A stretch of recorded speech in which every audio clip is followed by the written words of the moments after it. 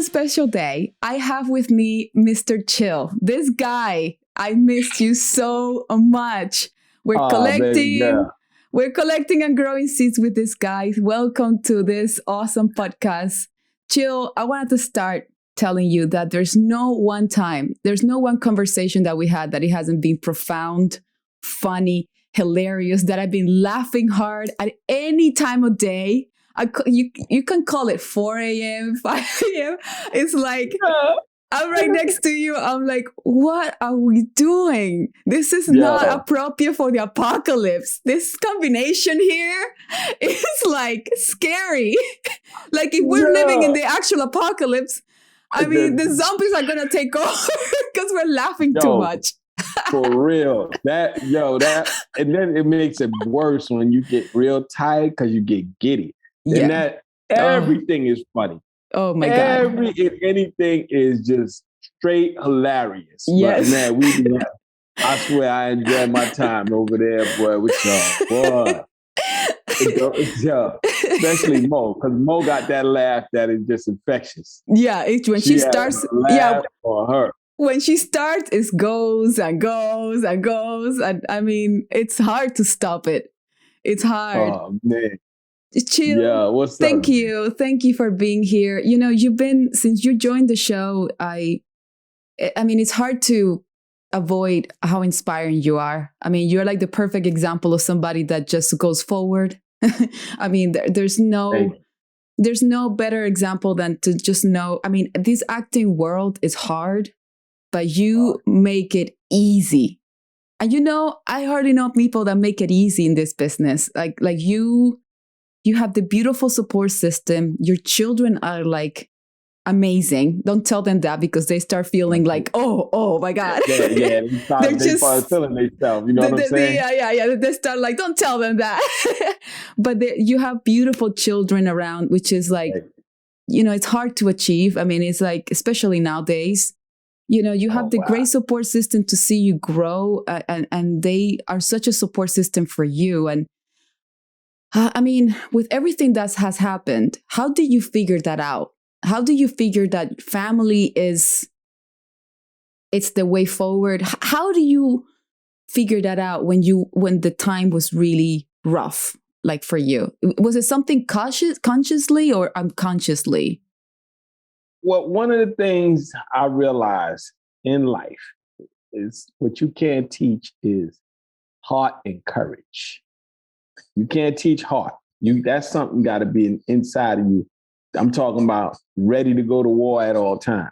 And Yes. that was my whole thing was, you know what, regardless of whatever I gotta do, I gotta attack this thing. You know what I Right. mean? So but and Mm. then you gotta realize that you can't do it all by yourself. It is you gotta have a mean support group. And there is some people that you're gonna have to move out the way because Interesting. they're they're so nervous and scared that it will hinder you, because you ever see somebody, they start running, you start running, you don't know what you're running from. Yes. You just start running because you see them running, but so now you scared, and I'm like, dude, did my leg fall off or something? You just crying? Because I ain't crying, and you man, get your ass out of my room. You crying? Yeah. I mean, so I used to have to tell people that, like, yo, look, man, don't come here with that crying because I don't need that. I got plenty time to cry. Right now, I got to go to war. So, Wow. but and speaking of my kids, and I'm not just saying to say, but my baby boy was one of the truest, inspirations for me because Justin, that's my youngest, who was 21 now.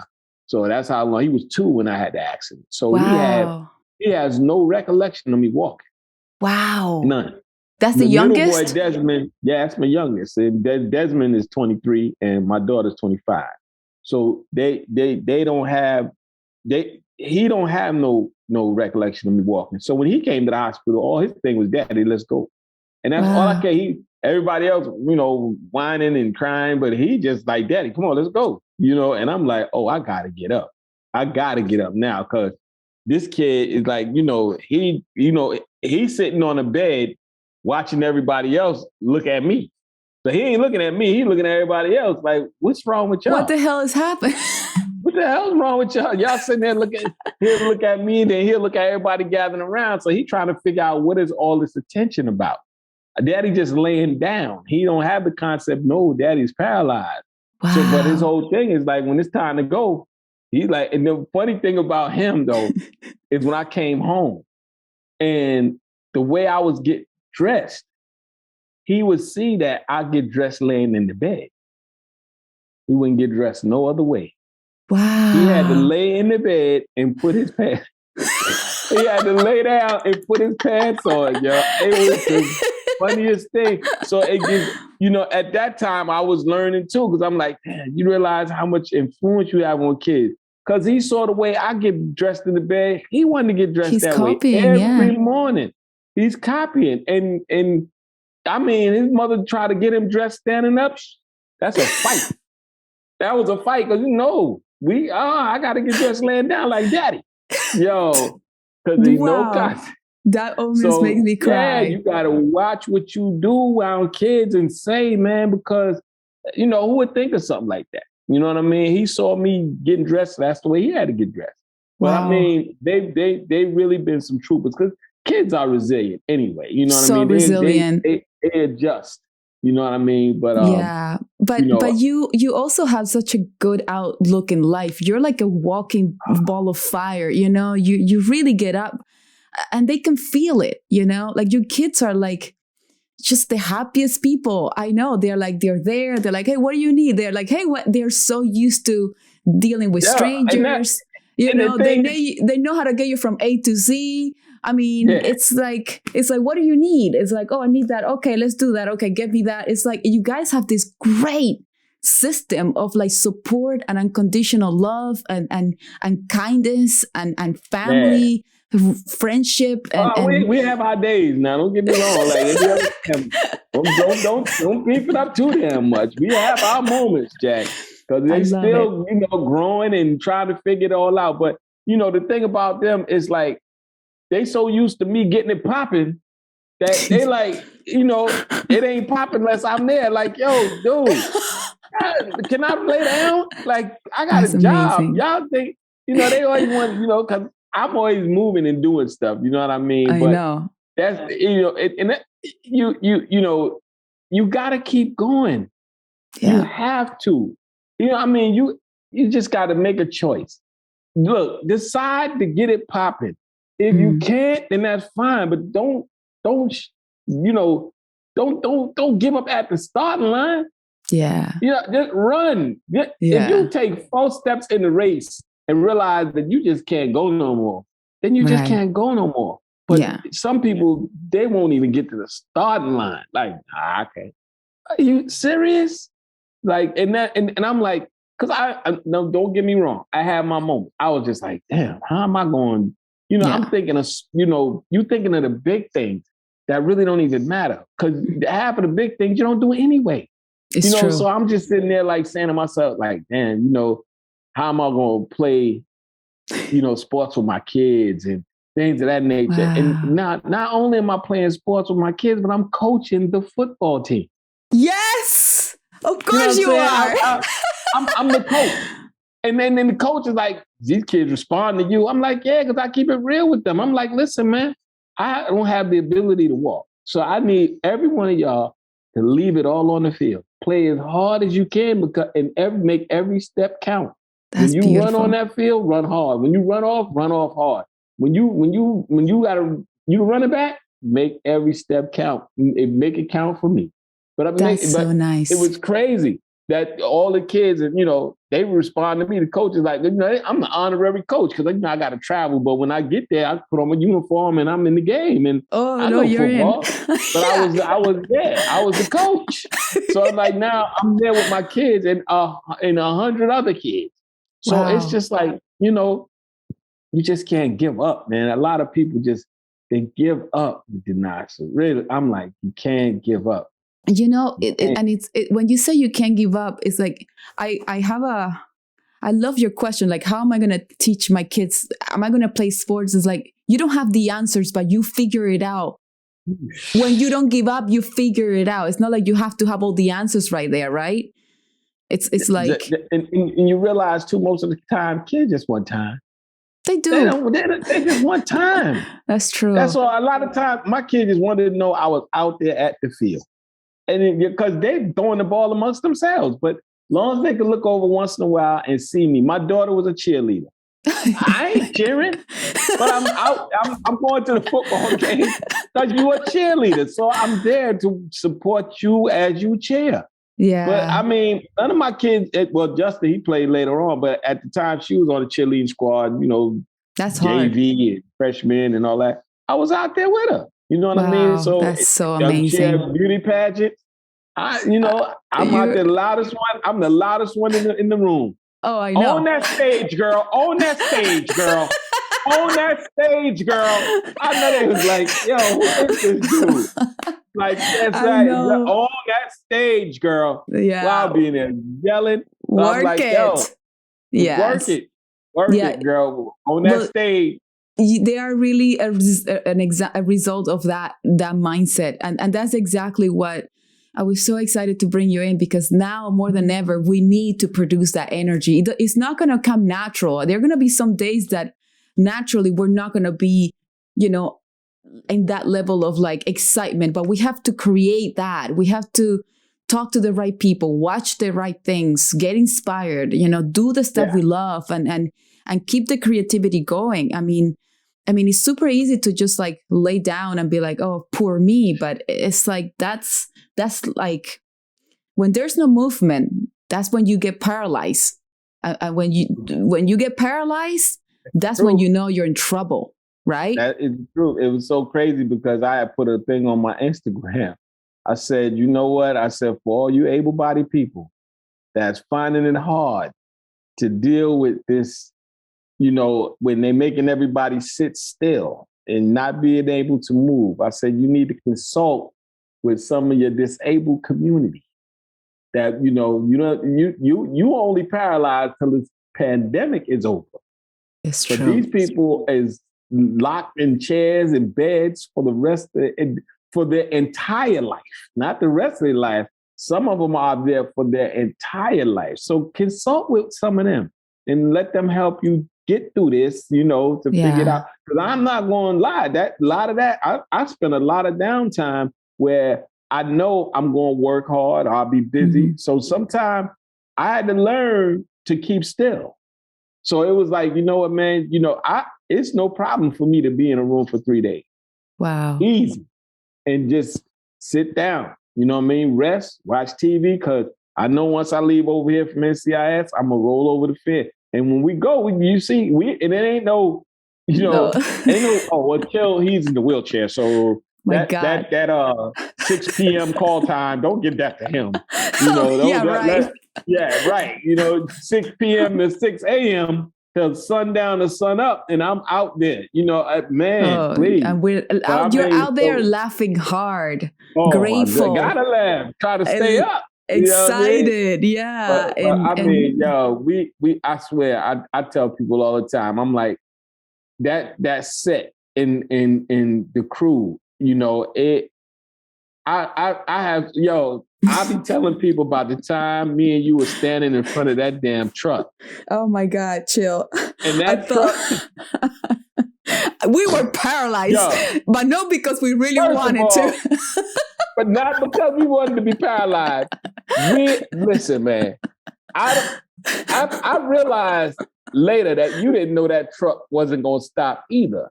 No. How would I know? I was, right. I'm like, because I'm like, deny you knew the truck wasn't going to keep rolling and you ain't tell me.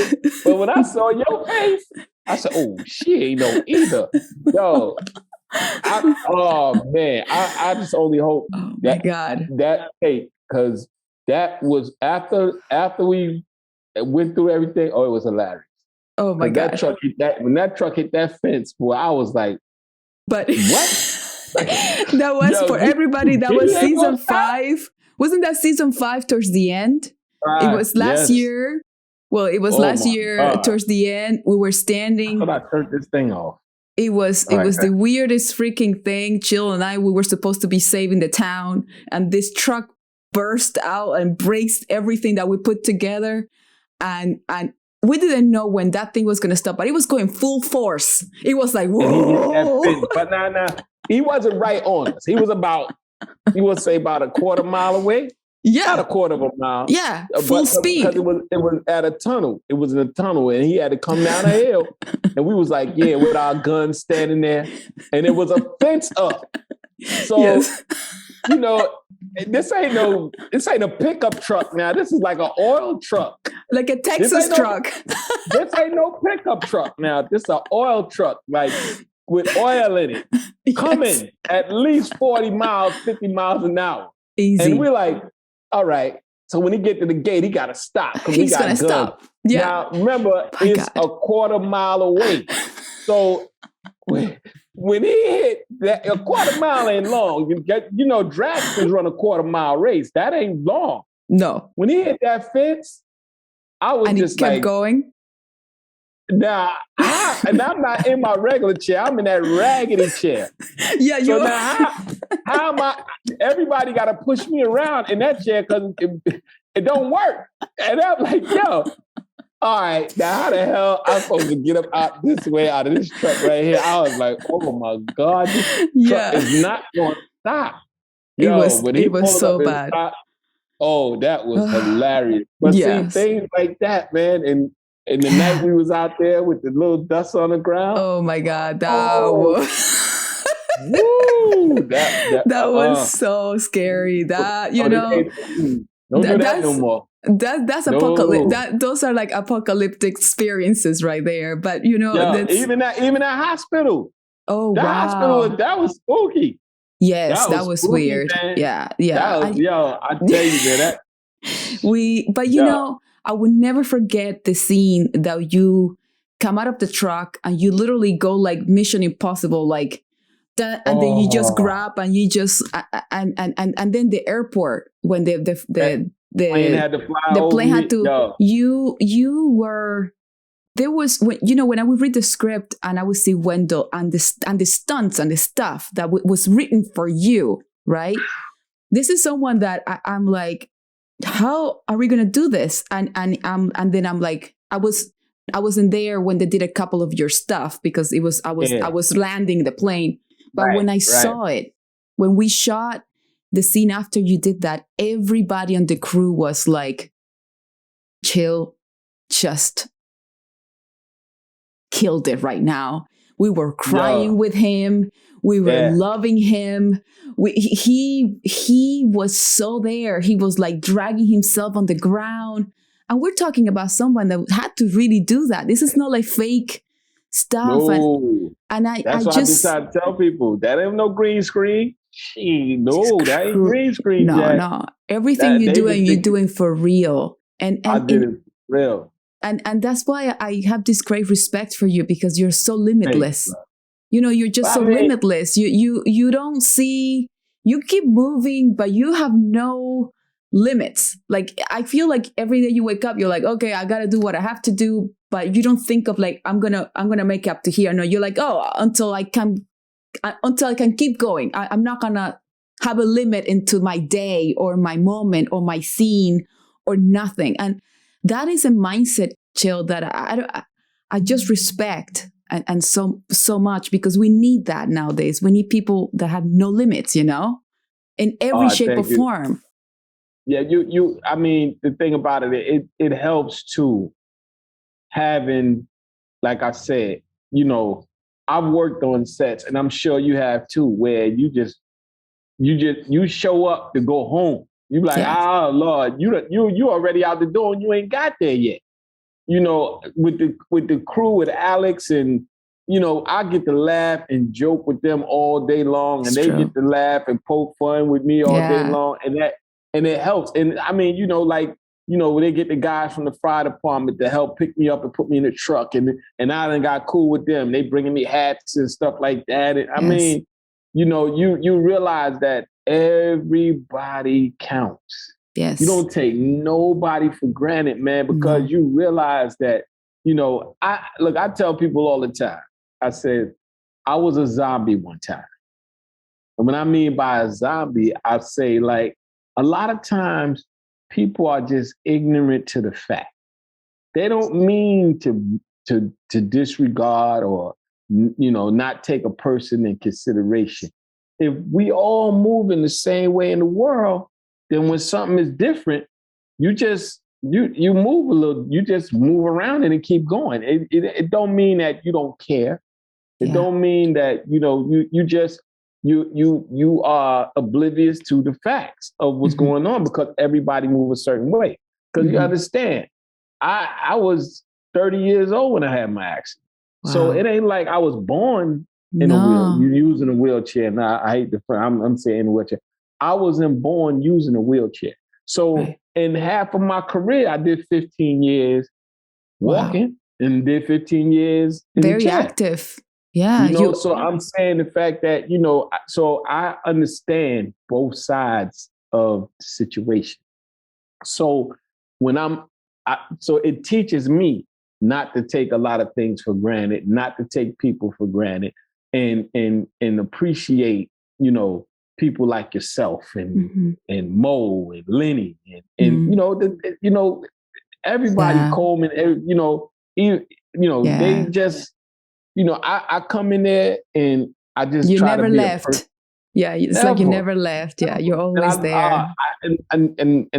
Proud, very proud of the work we've done and being a part of that family, man. And and that's the same thing over here. Those environments, it creates a muscle for you because I know I can do things. I know I could have done them stunts, and I know I had, Michael is going to definitely make sure that I'm protected. So 100%. I'm not afraid. And anything I need knee pads. I need this because I got to jump out the chair and crawl across the runway and do all this kind of which was torture. They had a stunt double. I don't know why they used him to crawl. He said, "Man, I got to give you all the respect." I said, "Why?" He said, "Bruh, I was able to cheat with my legs a little bit, bruh, and my arms is still burning." And he said, "Bro, I worked out." He said, "Yeah." I said, "Bruh, don't believe me. I ain't got nothing but upper body to drag my whole 170 pound, 80 pound self across this runway." But it was, but I'm gonna give you a funny story, man. Me and Justin was in the trailer. Now they had the plane out there, a plane on the runway, which was like the little stunt plane that they had, and it was the model. The model, so yes. I'm sitting there saying to myself, how are they gonna make this plane look like it's flying over me? Right? I'm like, okay, I get what they're gonna do. They're gonna put it on a string, a cable, and they're gonna hoist it up in the air, and then they go. Nah, let me tell my story now. Sorry. Okay. So I'm like, I want you to laugh. But I'm like, how this thing is going? They're going to put it on the cable and they're going to hold on the cable and then they're going to hold it just enough out of sight so you can't see the cable and they're going to wipe it out later. And, and make the plane fly over me, right? So me and Justin was in the trailer. And discussing how this is going to happen. Yeah, I'm trying to figure out how it's going to happen. So Alex, the PA, she was like, chill, they ready for you. And I was like, all right, cool. So I'm on my way out the trailer. She said, wait a minute, hold on, chill. She said, she in her walkie-talkie, in her earpiece, she was like, hold on.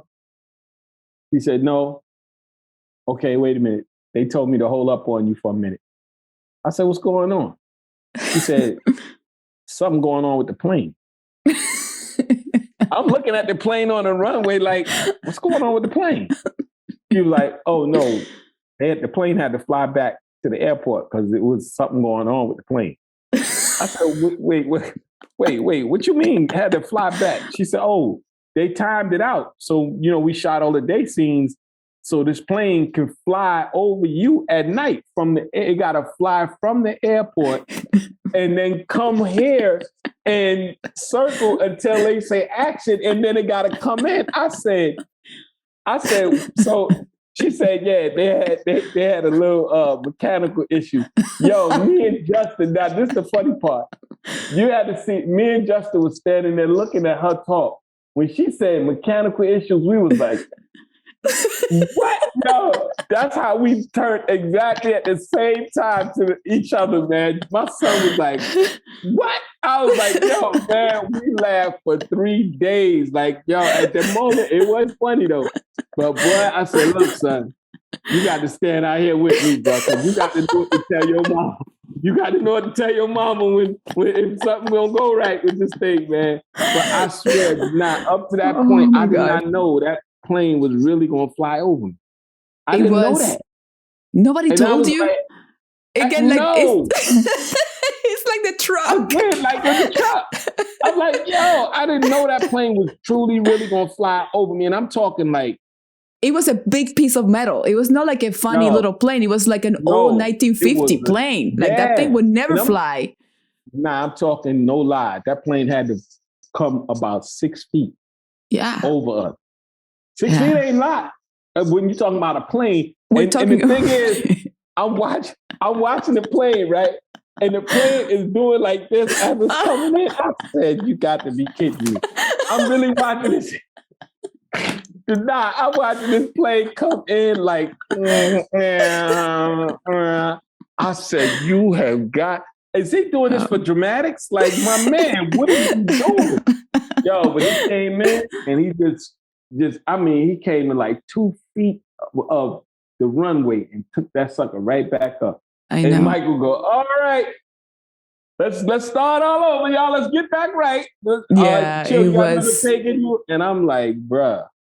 I got a choice. Do I got a choice, man? Like, you got a plane flying over me. What should I say? No, I don't cut the plane off, send him home. I mean, let me tell you something. It wasn't, I had to cry in that scene. It didn't take much to find the tears. Not at all. I was like, Lord, I'm crying like, I don't believe what I just signed up for. Like, Michael told me this thing, you're going to be brilliant. It's going to be brilliant. And I'm like, all right, cool. Because I'm thinking, whatever. Man, that plane flew over me. I said, yo, you talking noise? No, that was... I'm like, yo. But it turned out to be, it was a great scene. It was very emotional. I showed up like an hour after you shot that, and the entire crew was talking about how emotional you were and how dare you were and how you look like a badass. And I'm like, I'm not surprised this guy is made of like iron. This is like he later is going to be freaking flying with a plane like this. It's like, I got to shoot a zombie, and then my chair, I got to stab the other one. So then he got stuck on the chair, so I couldn't roll the chair. So I had the raggedy chair that don't roll. So I had to jump out the chair and get on the ground and crawl. But it was very much worth it. It was very much worth it. It was insane, and all you're doing is attracting more work like that. More. It's what keeps us awake. Yeah, it's just because you have no limits. It's like you never know when you're just gonna keep going. You even had a plane 6 feet from you twice. I mean, that's... Oh, yeah. All right. 2 times coming over me. So hey, you got another one in you?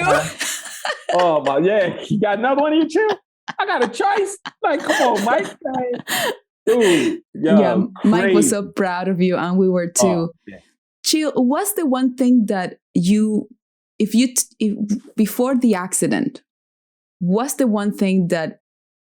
Did you expected this to happen? Like, were you surprised? Was this an accident that you're like, I did everything right and this happened? Was this something that you're like, oh, I had signals and I didn't stop it?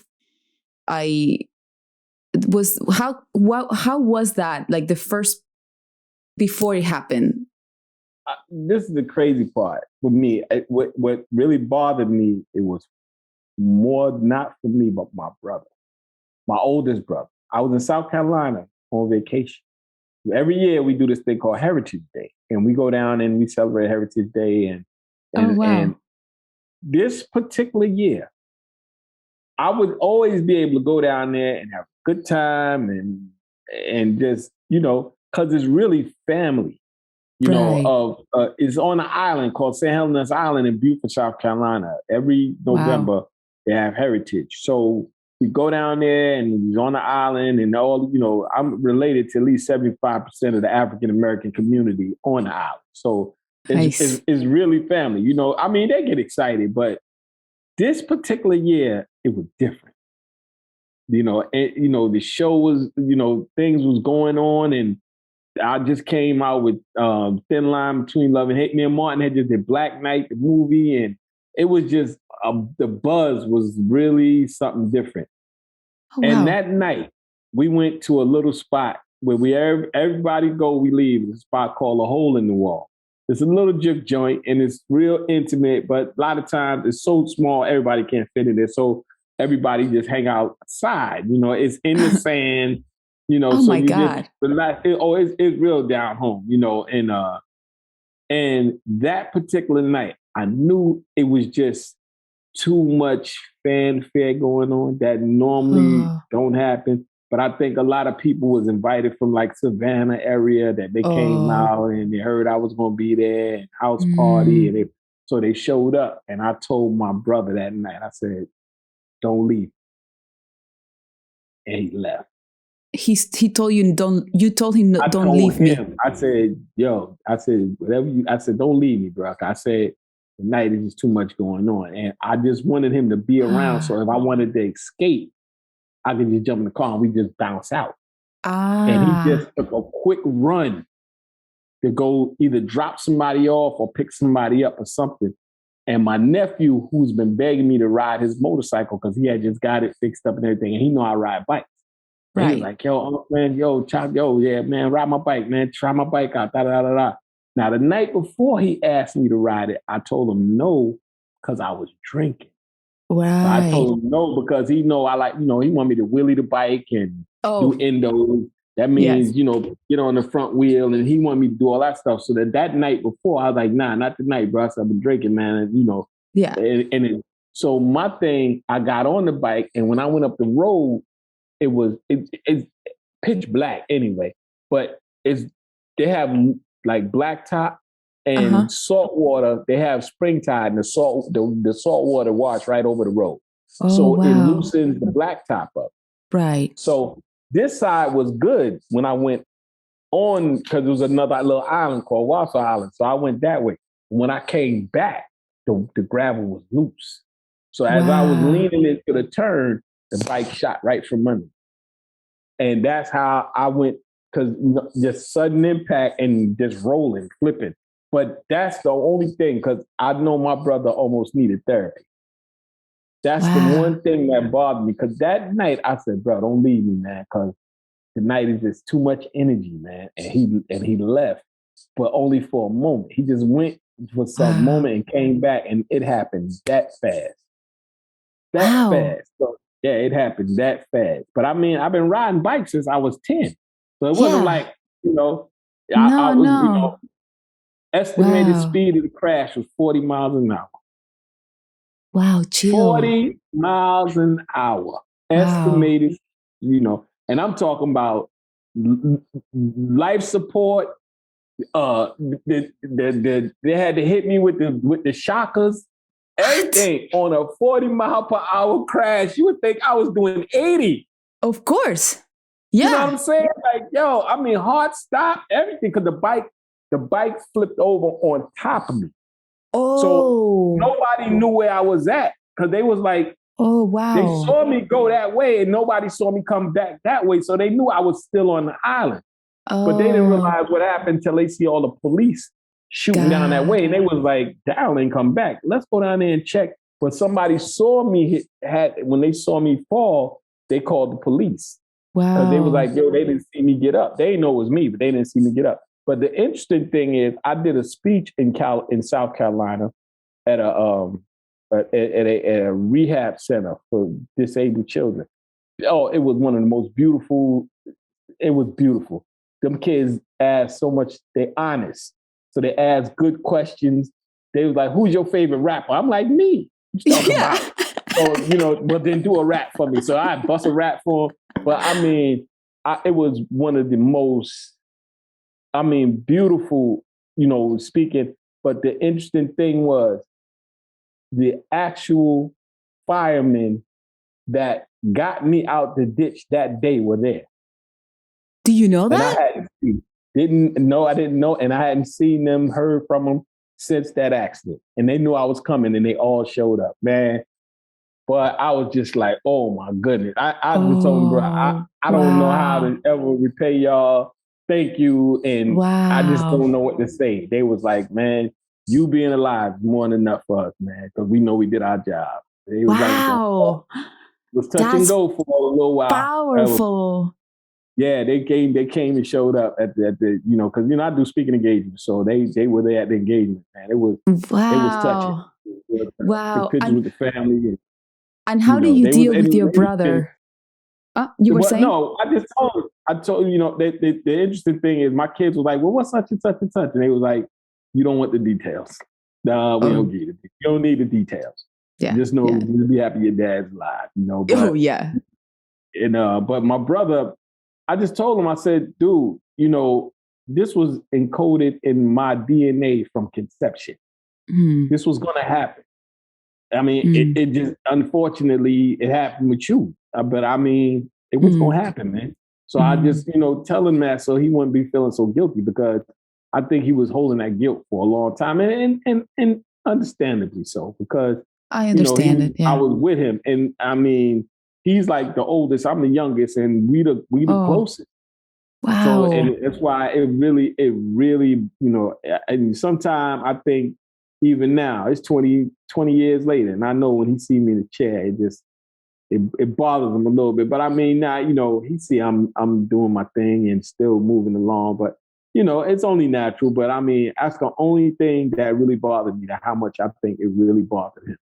That's unbelievable. It's not even about you anymore. It's about how people got hurt. Isn't that? Yeah, that says a lot about who you are. That's one of the things you don't realize, man, that,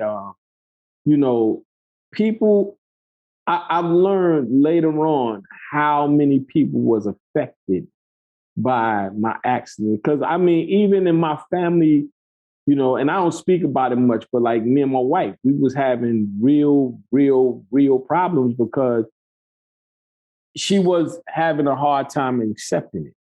Yeah. And I had a hard time accepting the fact that, how you not accepting it? This ain't happening to you, it happened to me. But it really happened to everybody. It didn't just happen to me. It happened to my fans. It happened to my friends. Because, and the crazy part is how I felt guilty about Hollywood more than I did about my family, because it felt like I made Hollywood stop, because the phones was ringing, LL Cool J calling in the hospital, Chris Tucker coming to see me, Mars Chestnut and Vivica Fox, and they just going bananas. Like, yo, this is chill. Chill don't bother nobody, and it's just like, the rumors gonna start, oh, he paralyzed from the neck down, and, all he can do is blink, chill. Do you want to eat? Yeah, that's so insane. The room was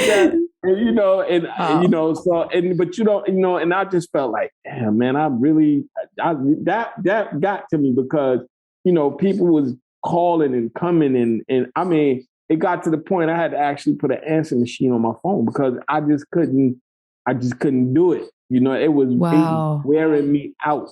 But now I'm at home, like, wondering why, but the thing is, I went back to work, and right away. I went back. I was on Ed, the TV show, in 4 months out the hospital.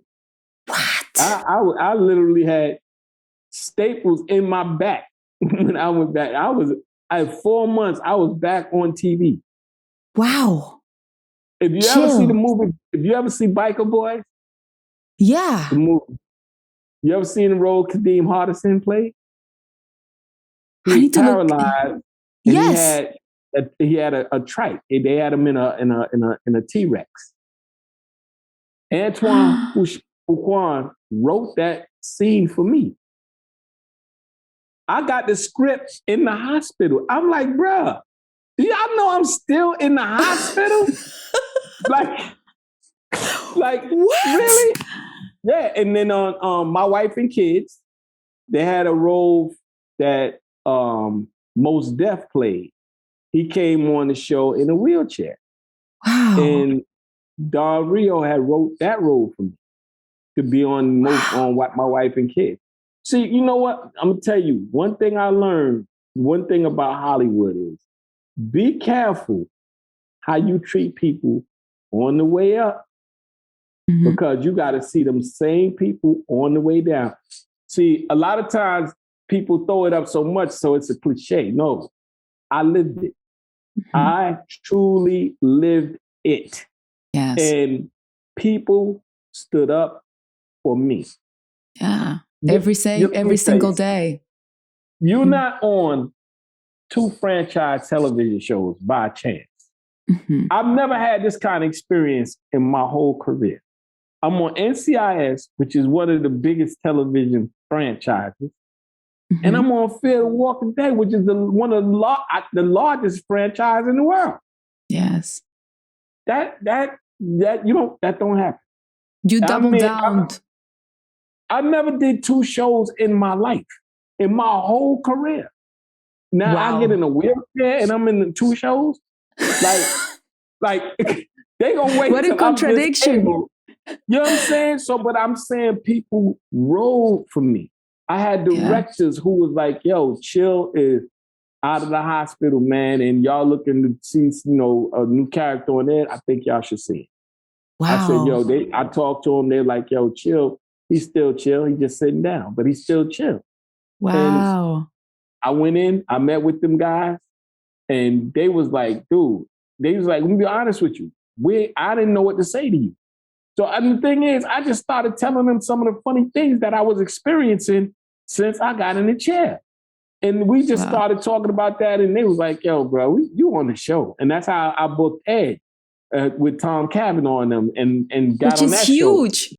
4 months out the hospital. 4 months.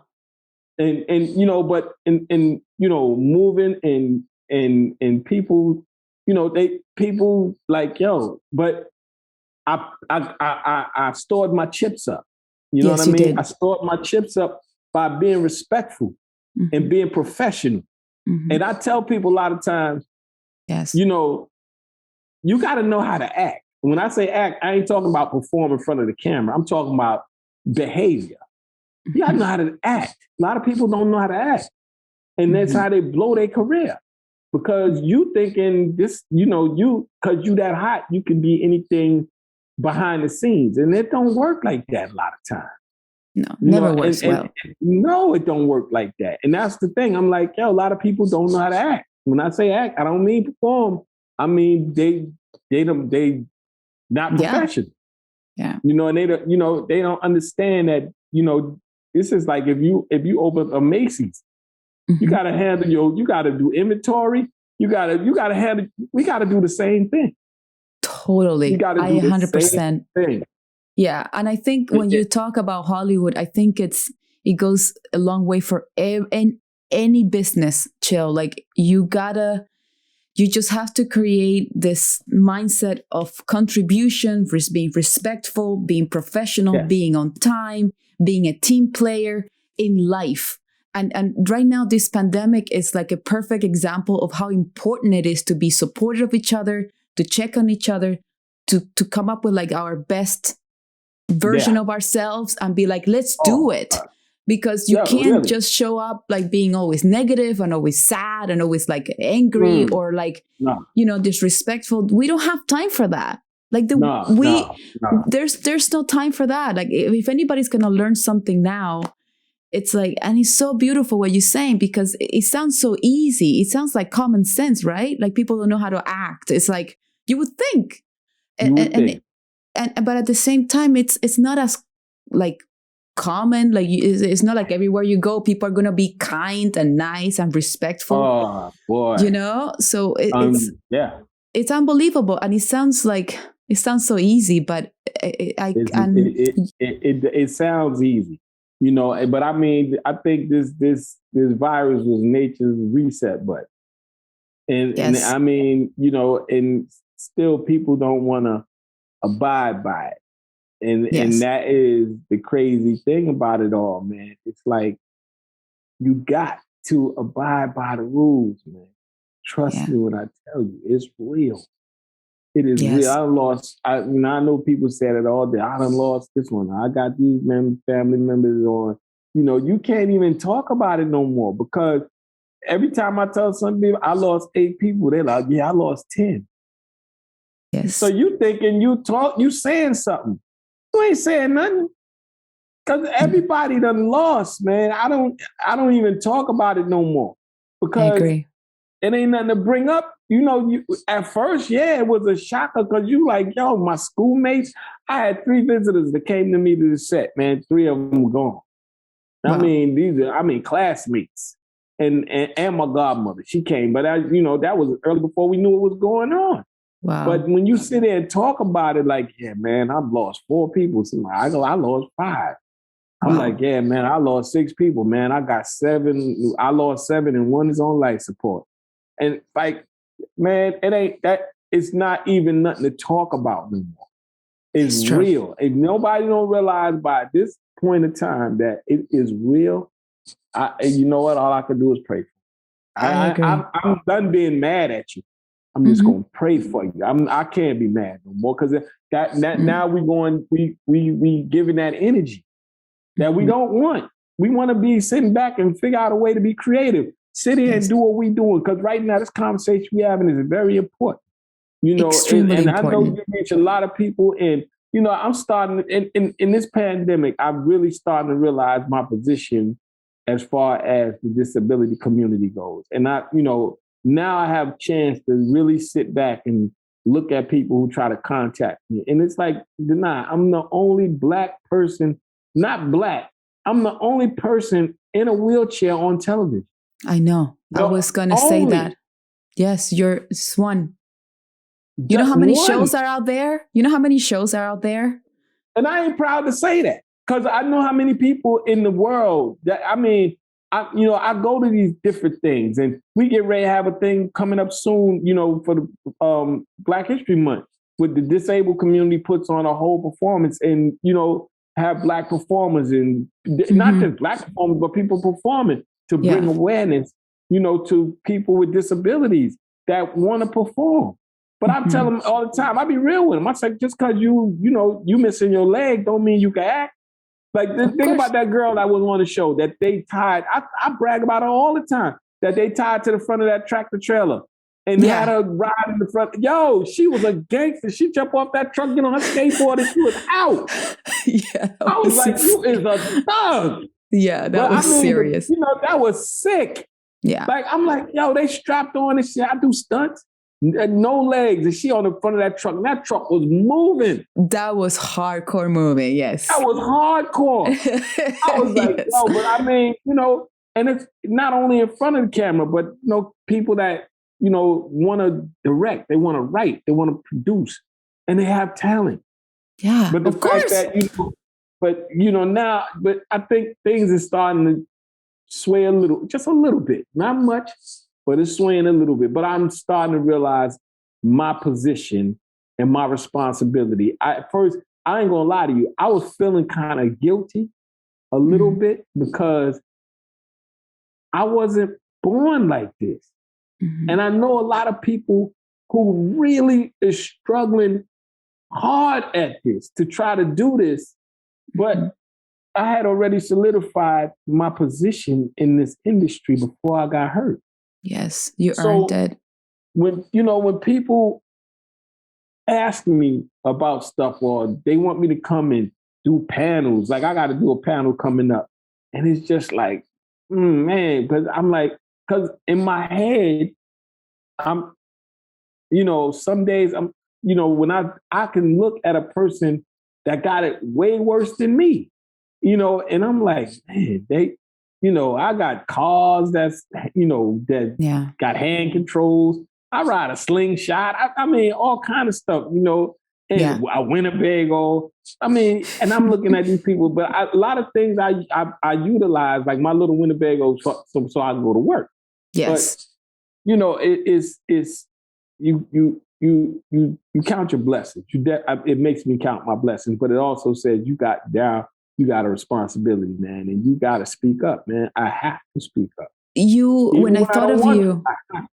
you represent such a huge, important part of our society. It's either people that were born disabled or that went into like a terrible situation and got disabled for whatever reason. And so many of them, when you're paralyzed in a room, the arts is usually what sometimes get us out. Sometimes you see like this beautiful in the sports, like these great athletes, like run, like going in the wheelchair playing. That's so magical. Like when you see those people like playing basketball, it's like those people are like, they're badass, that is like serious. I got to send you this episode of NCIS when I played wheelchair rugby. What? I played wheelchair rugby. Yo, let me tell you. That's hard. They had the real Olympians. The thing was funny because they was trying to hire stunt people to come in and get in these chairs. He was like, no, bro, you got to get the real deal. Yes, thank you. They flew in a lot of, disabled players from around the country to come because we couldn't get them all in one area. So we had to fly them in from different areas. And they showed me how to hit and how to roll. And boy, wait till you see that. Please send it to me. What? I'm going to find the episode for you, but I played an episode where I had to play wheelchair rugby. And God. But what's so funny is after we finished and we wrapped that scene, all the crew jumped in the chair so they can see. They wanted to just see how it was. It took us at least 15 minutes to get out of there because everybody wanted the shot.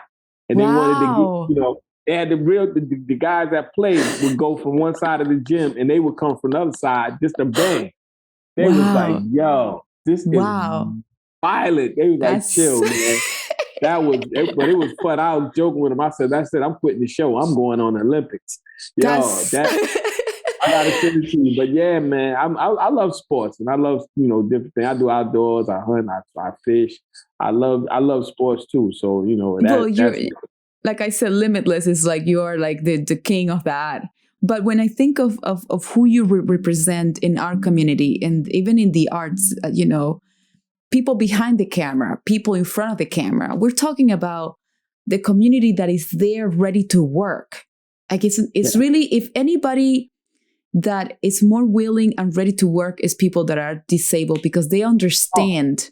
Once they make a commitment to be like, I want to do this, it's like, look, this guy's already missing legs. Like he's there. Like he's more there than anybody else. It's like it's a different mindset because they understand what's like to not have it. To know, the opportunities are so limited that when they commit and when I thought of you, I text you and you represent who you are and how you act and everything about you is the voice of that entire community. And I wanted to ask you if you knew that, if you understand that.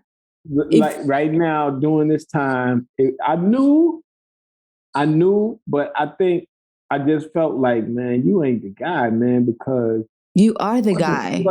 They're not. After you get these people got time to hit you on Instagram and give you their story and very little, or somebody whose son had just got paralyzed or their daughter just got paralyzed, and you just be like, you be like, oh, man, I got to answer one of these again, and it's like, yo, but you got to, you have to, and a lot of times I speak to the family. I'm like, look, your child is going to do what they're going to do. Y'all are the guys. It's like the guy that the dog whisper. He all the time he said the dog don't need rehabilitating. You need rehabilitating because you don't understand. This dog is not a baby; it's a dog. Yeah. And a lot of times the family needs to understand what they're about to go through, and they got to understand that rehabilitation don't start when they get home. It starts now. Right now, while y'all in this room, learning how to clean out the trachea and watching the nurse. No, you got to get in there because it don't, get the laundry done, get on the game because It Wow. don't start when the person get home. So I have to do a lot of that coaching because the person in bed going to do what they going to do. But it's what are you going to do? Yeah. And at the same time, I got to tell you to don't lose yourself. Don't lose yourself. Still be a human being. Still find a way to do things for yourself. Don't make your life just become about that person because it wasn't about that. What happened, you can't put all the blame. I done seen people that they kid don't walk, they ain't walking. They ain't going nowhere. You lose yourself and then you lose that person at the same time because your job is to drive them. My thing, I couldn't lose my kids because that would have been easy. If I laid down, they was going to lay down because they take their signal off of me. So I had to drive when I didn't want to drive. You know what I'm saying? Wow. I had to push myself when times when I didn't. So you learn and realize that, I got to keep pushing for my community. Yeah. Because they look up to me. They do. Really do. They really do. And I realize that now. And I'm like, it's like, it's and you doing this and bringing me on your part, it's a big deal. I really appreciate, you don't know, man. I really appreciate your friendship. Me too. I appreciate your kindness. Because let me tell you something. I've worked with a lot of less attractive women who really thought they was a boss. And I'm just like, really? I don't want to call no names out, but I worked with one day that really broke my heart. I was like, wow, Mom, you gonna act like that? I was like, okay, but I mean, you got every right in the world with your pretty self to act different. And I would have just had to take it. Well, she is pretty, so I got to take it. She got a right to be acting that way. She fine. Okay, she can get away with it. But I'm just saying, but you were just down to earth. We was Wakanda, and I told you, I said, nah, I don't care how much they dirty you up. It don't work. My God. If you don't care and you don't mind getting dirty, boy, I'd be like, look, she is filthy. And we're talking about dirt, like black oil. Like you have seen me filthy. Oh my God, you don't get dirty. I mean, I'd be like, nah, it's all you got. You have to get it in your hair. Like you really get dirty. I'm like, you don't care. That's a little tomboy in you. That's a little tomboy in you. Yeah, I love it. Not care. I'm like, yo, man. That's the beauty. That's the real beauty in you. You like, look, man, I do this for my fans because this is, I'm in it. And that's the thing, and you get in it, it's so fun. Because I get dirty too. I tell people all the time, I'm like, I put on Instagram because, Patrick's always clean on NCIS. He's the best downtown. I said, but I also love playing windows. Well, look at that. No shade, no haircut. Oh my God. Dirty, jacket dirty. I'm like, the clothes. I'll never forget that scene that we had. Like I was covering dirt. It was late and you were like, Danay, I'm never in locations like this. I'm always like in a clean studio. Everything is clean and neat. And I'm looking at you. I'm like, what? What are you talking about? You've been clean? Like, are you kidding? He's like, this is like I'm in a controlled environment. The weather is always the same. Always the same. All I gotta do is pull up some intel. I ain't worried. I'm outside in the heat, bugs. It's cold. I'm like, and then it's cold in the morning, hot in the afternoon. Then you on water coat. So now it then got established in the scene. So you gotta wear it the rest of the day, burning up. I'm like, And then I start thinking to myself, like, bruh, did you really want to do this? You know what? Because of that, you set the tone for everybody out there in the disabled community and non-disabled community to be like, if Chill can do it, we can do it, and we can do it together. And I just, I knew we talked about this because we did a live together, and I knew you were gonna come in, and I was so excited to bring you because of this. we haven't. Oh man, you my partner. You know I was coming you yeah, no, but we had to laugh and also talk serious and say, this is who you represent. I wanted to tell you that you represent a huge portion of our society, not just in Hollywood, in the world. You know, because at the end of the day, Chill, you are playing characters for the world, and everybody look at you and they are like, he gets me, I get him, and he can do that, I can do it too. Not just to act, to do anything. People, they're like, how in the world he surviving in an apocalypse? And I tell people all the time, I'm like, yo, nobody in the world makes it in the world alone. Never. Somebody got to help. Everybody got to help each other. I say, as long as my team is around me, I'm good. They gonna cover me. They're going to make sure I'm good. I'm talking about the characters. You know what I mean? They're going to make sure I'm good. So, I mean, at the end of the day, nobody survives on their own. I'm like, so as long as I got a knife and a gun, I'm good. You're good to go. Good to go. Yeah, that's true.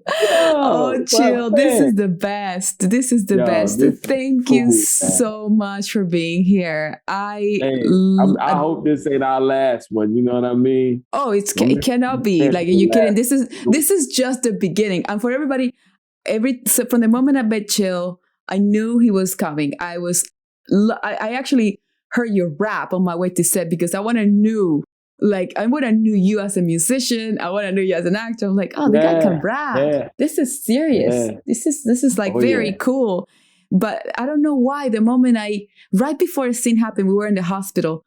I look at you. You were in the wheelchair. You look at me like, you ready? I'm like, yeah. And I looked at you. I'm like, Wakanda forever. I don't know why I said that. And I don't know. That was it. That was it.